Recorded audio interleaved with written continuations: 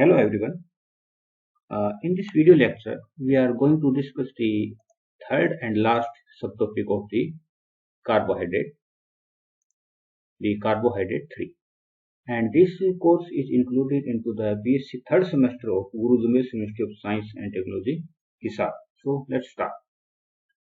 Okay, in the last lecture, the carbohydrate 2, we finished with the chain lengthening, the Killiani-Fischer synthesis, which can be done by the use of cyanide. As cyanide is one of the method to increase the carbon chain. So let's discuss the method to decrease the carbon chain, the chain shortening. And there are two reactions, rough and whole degradation. So here I am discussing only in the whole degradation. In whole degradation, the opposite of the Killiani-Fischer synthesis, that is shortening of the chain occurs. Thus, a hexose can be converted into pentose, and pentose is converted into tetrose. Means 6 carbon chain is converted into 5 carbon chain, or a 5 carbon chain can be converted into a 4 carbon chain. Okay, so let's start with this molecule. Okay, this molecule is D-glucose, a hexose. Why D-glucose? Because the second carbon from bottom, or first asymmetric carbon from bottom has OH group on the right hand side. That's why it is D-glucose, and it is a hexose. Okay, when it treated with hydroxylamine in trace amount of acid, what will happen? There is a formation of this group.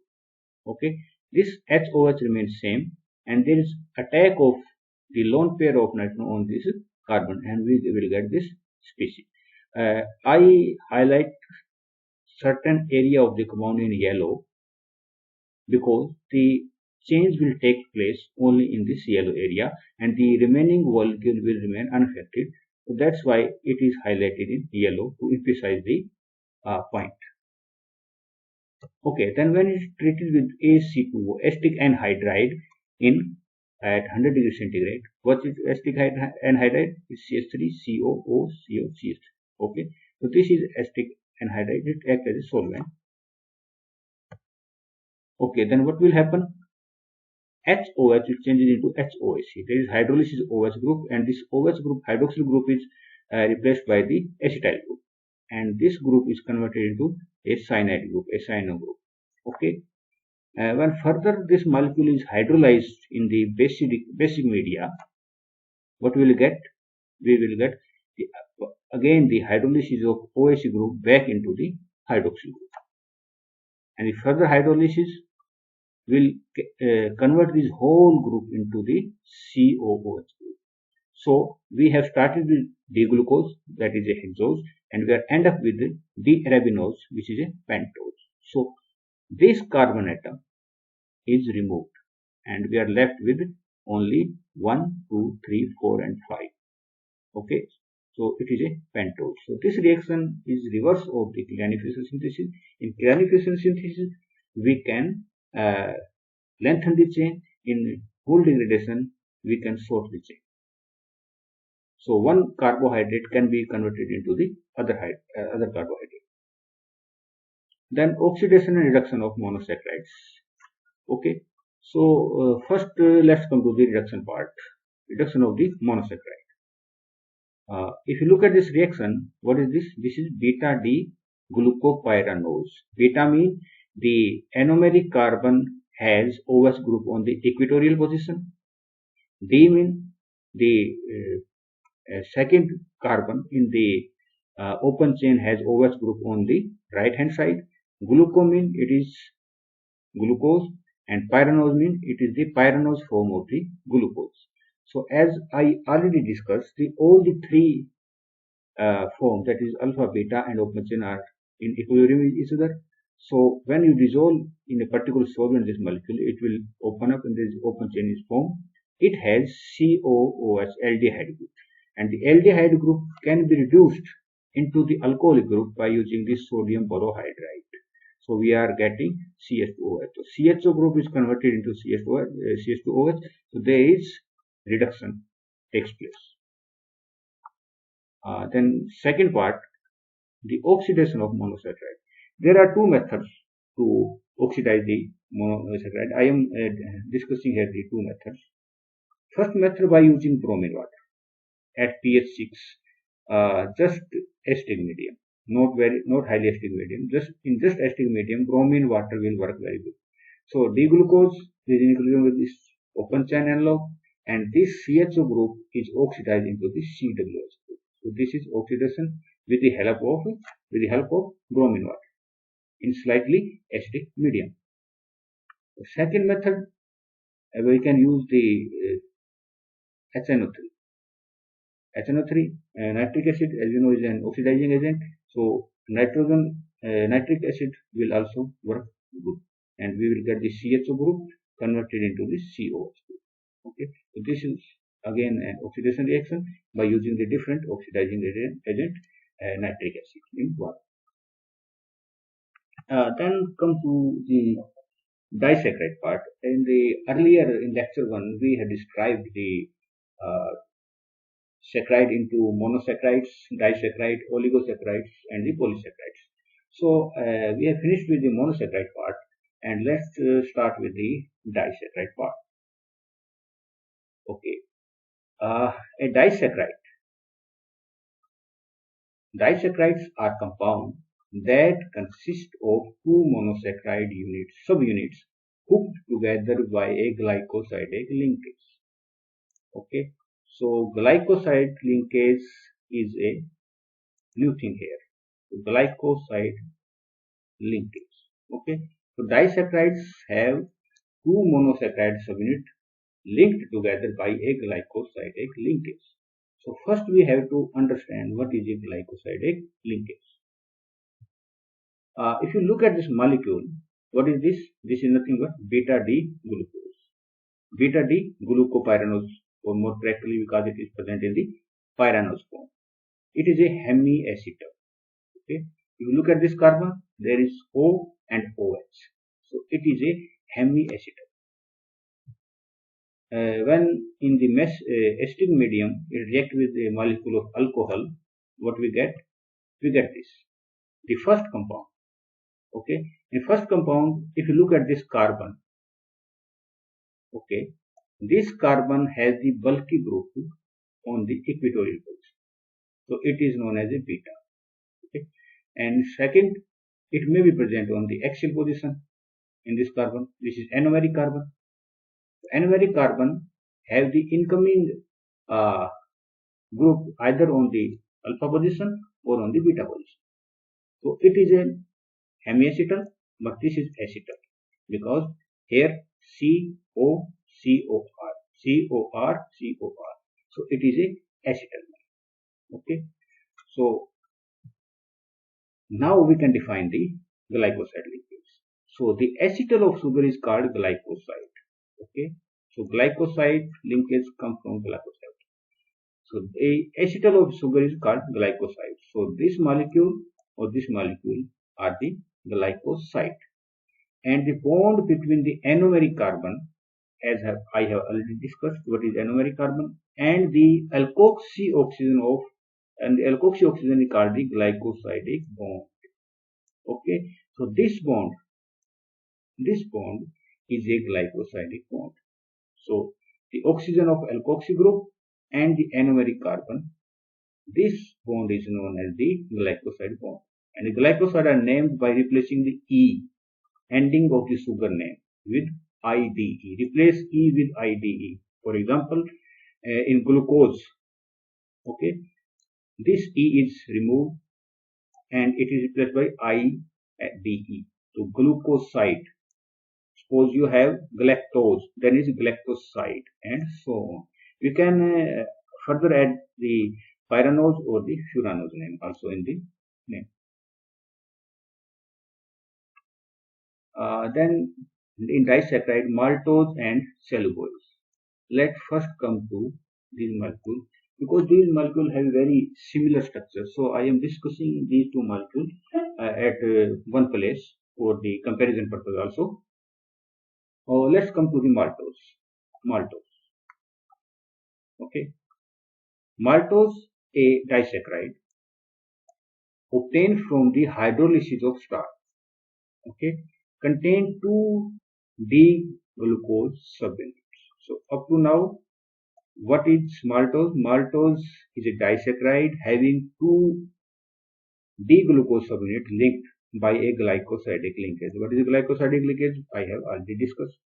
This particular linkage is called an alpha 1,4-glycoside linkage. So what is the meaning of alpha 1,4,4? Let's come to discuss further. Okay, because this glycoside linkage is between C1 of one sugar, because we have two subunits, so C1 of one sugar and C4 of the other. So we have 1,4. Then what is the meaning of prime? And oxygen bonded to the anomeric carbon in the glycoside linkage is in the alpha position. That's why this is alpha. The prime superscript indicate that C4 is not the same ring as C1. So prime means this carbon is from the different unit and this carbon from the different unit. That's why we have prime. If there is no prime, then we have from the same ring. Okay. So by using the diagram, we can understand it further with clarity. Okay. Look at this molecule. Only this. This is glucose, and further this molecule is also glucose. So two glucose are joined through a glycosidic linkage. Okay, this is carbon number 1, 2, 3, 4, 5 and 6. Similarly, 1, 2, 3 and 4, 5 and 6. So carbon number 1 of one subunit and carbon number 4 of other units. That's why 1, 4. 1, 4 prime actually. Prime why? Because this carbon is from the different unit. So 1, 4 dash. Alpha, why alpha? Because here in first unit this bond is down. So up down are axial. So this is axial bond and axial is known as alpha. That's why he named alpha. So this glycoside linkage is alpha 1 of this carbon, 4 dash the 4th number carbon of the second chain and glycosidic linkage. Okay. On this carbon the configuration is not specified. It may be alpha or maybe beta. So an alpha 1,4 glycosidic linkage is found in the maltose, which is a disaccharide in which two glucose units are connected together. Okay, cellulose. The cellulose have very similar structure to the maltose, but what is the difference? Difference is the linkage. Here the linkage is beta 1,4 glycosidic linkage. There is only one change, that is alpha to beta. It has two D-glucose in it. It has two glucose in it. So there is no difference. The just difference is the glycosidic linkage. If you look at this diagram, here this is the glycosidic linkage. So you can see this is equatorial. Earlier it was axial. So this is the only change between the structure of maltose and cellulose. So now we have a beta 1,4 glycosidic linkage. In continuation with the disaccharides, let's take the other example, lactose. Okay. So what is lactose? Lactose is a disaccharide found in milk. Okay. It constitutes 4.5% of cow milk and 6.5% of human milk by weight. The subunit of lactose are D-galactose and D-glucose. Now there is a difference. What is the difference? In the earlier two examples, maltose and cellulose, what we have? Two D-glucose in it, either by the alpha 1,4 glycosidic linkage or by the beta 1,4 glycosidic linkage. But here the two units are different. They are not same. One is D-glucose and other is D-galactose. The D-galactose subunit is an acetal. Yes. Now the D-galactose subunit is an acetal and the D-glucose subunit is hemiacetal. So there is a difference. The subunits are joined by beta 1,4 glycosidic linkage, but the linkage is same as the cellulose. But difference, the unit are different.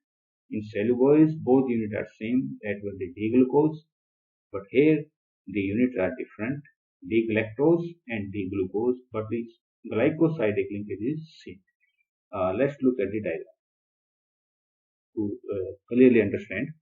Look at this. The D-galactose is a C4 epimer of D-glucose. As I discussed in my first lecture about the epimers, so D-galactose is just a C4 epimer of the D-glucose. Mean at the carbon number 4 there is configuration is different, otherwise the whole molecule is same. So this linkage is known as a beta 1,4-glycosidic linkage. So you can see this is an equatorial position. For equatorial we are using beta, for axial we are using the alpha. So this is a beta 1,4-. This carbon number is 1 and this carbon number is 4. So and 4-, why?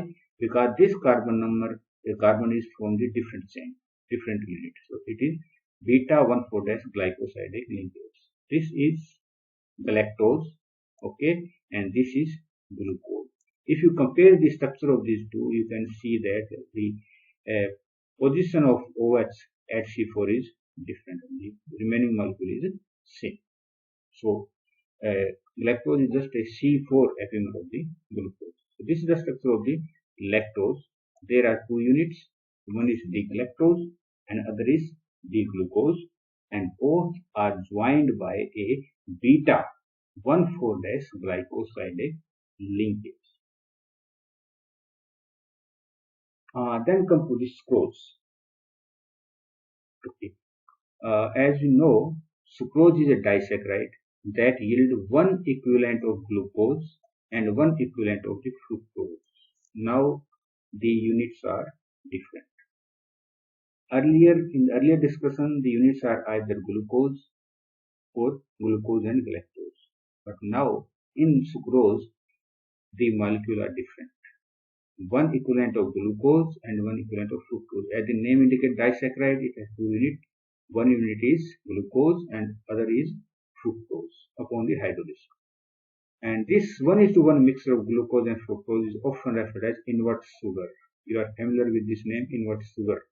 Why it is known as inverse sugar? Because the sign of optical rotation changes or inverts, reverse of the during the hydrolysis of sucrose. Okay, so sign changes from plus 66.5 to minus 22.0. So there is change from plus to minus. This is known as inverse. That's why it is known as inverse sugar. Some insects such as honeybees have enzyme called invertase that catalyze the hydrolysis of sucrose. Honey, in fact, is primarily a mixture of glucose, fructose and sucrose. So sucrose is a disaccharide, consists of two subunits. One is glucose and other is fructose, and is also known as inverse sugar because the sign of the optical rotation it changes from plus to minus upon the hydrolysis. Okay, the sucrose consists of a D-glucose subunit and D-fructose subunit. So D-glucose and D-fructose linked by glycosidic bond between C1 of glucose. Remember this, the C1 of glucose is alpha position. Okay, C1 of glucose alpha position and C2 of fructose the beta position. Okay, so let's clear this point with the help of a diagram. So now this is a glucose unit which exists in the pyrannosome. Okay, and second is fructose unit which exists in the furanosome.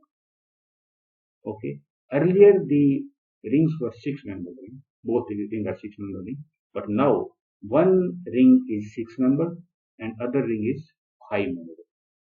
This is known as sucrose A12-glycoside.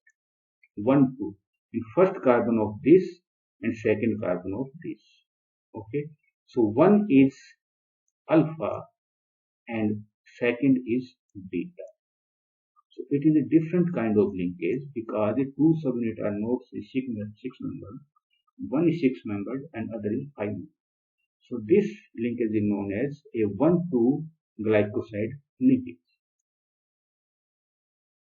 Okay, let's come to this diagram to explain it more precisely. So this is actually glucose unit. It has alpha linkage. Okay, and this is fructose and it has a beta linkage. So alpha beta. So it's the carbon number 1 and this is the carbon number 2. That's why the linkage is known as a 1,2 glycoside linkage. As I have earlier told, the honey is a mixture of sucrose, glucose and fructose. Then come to the polysaccharide part. Let's start with the starch. Okay, so sucrose and starch looking somewhat similar, but sucrose is actually a disaccharide. I have already discussed this one. Sucrose is a disaccharide, but starch is a polysaccharide.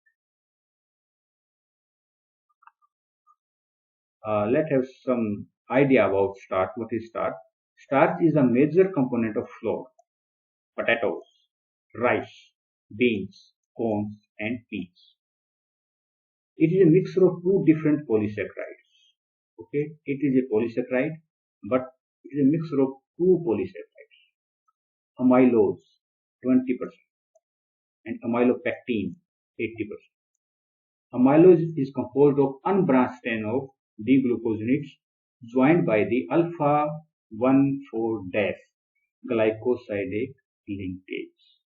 Okay, so there are two units.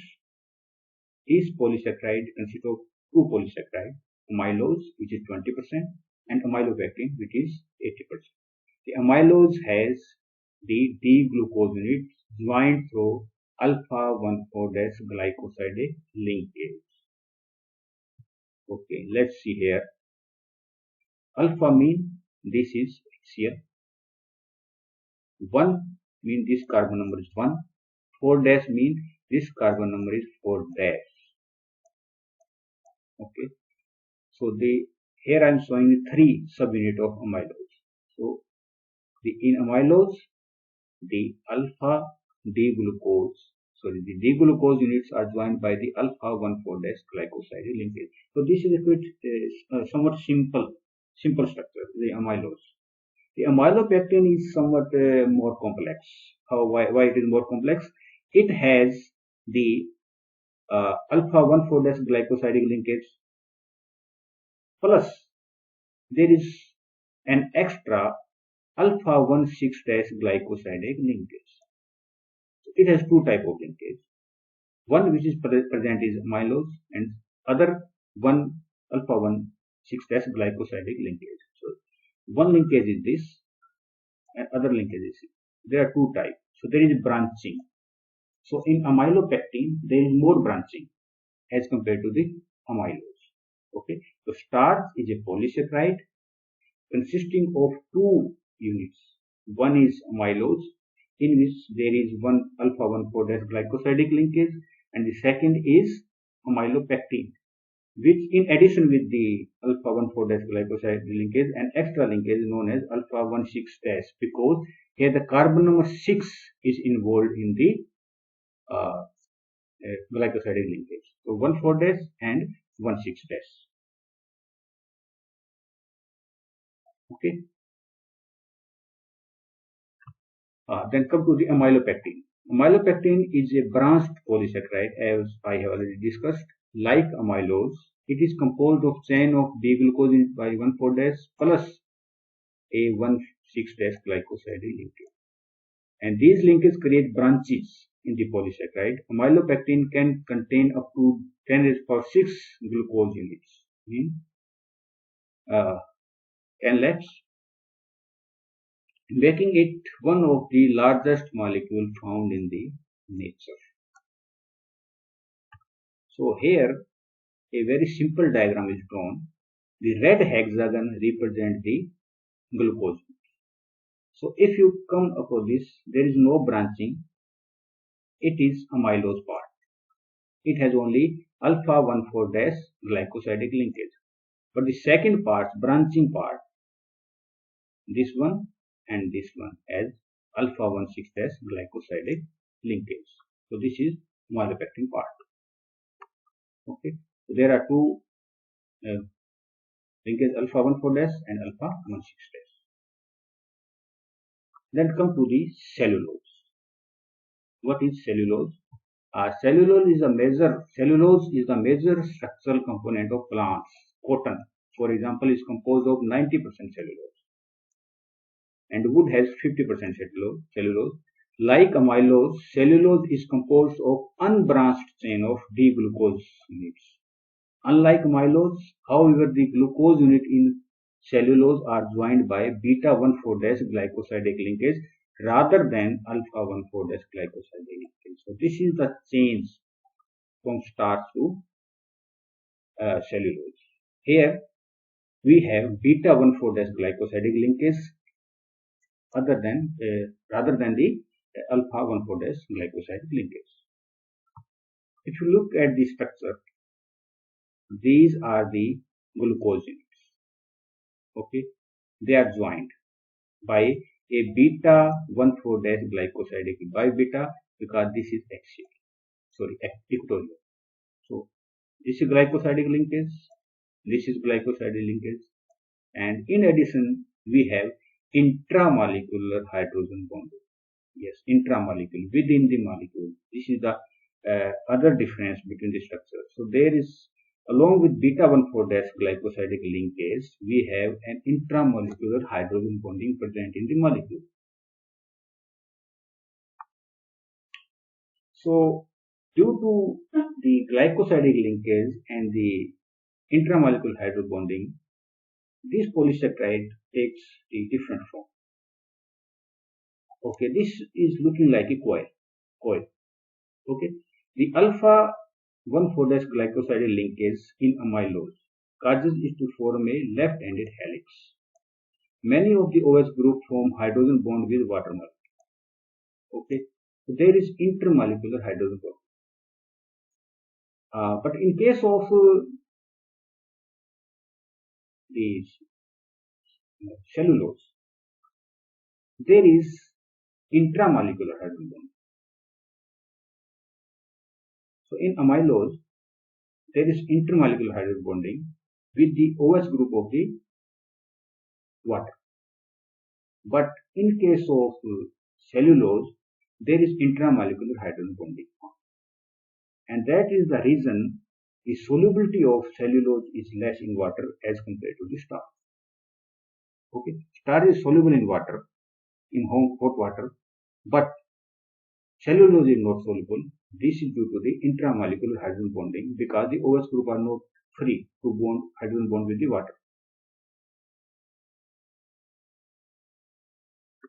So the beta 1,4 glycosidic linkage in cellulose form intramolecular hydrogen bonds which cause the molecule to assemble in linear arrays.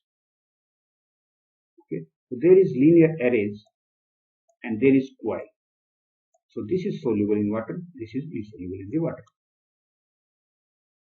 Then references, although there are several references, and I don't want to publicize any reference here, but just I am mentioning certain references here for the further readings. One reference is Organic Chemistry by John McMurray. It has very beautiful diagrams and explanation by color diagram of the concept. And second by the another author, Paula Yurkanis-Bruce, Organic Chemistry. This book also explains the basic as well as the advanced concept of the topic. Thank you very much.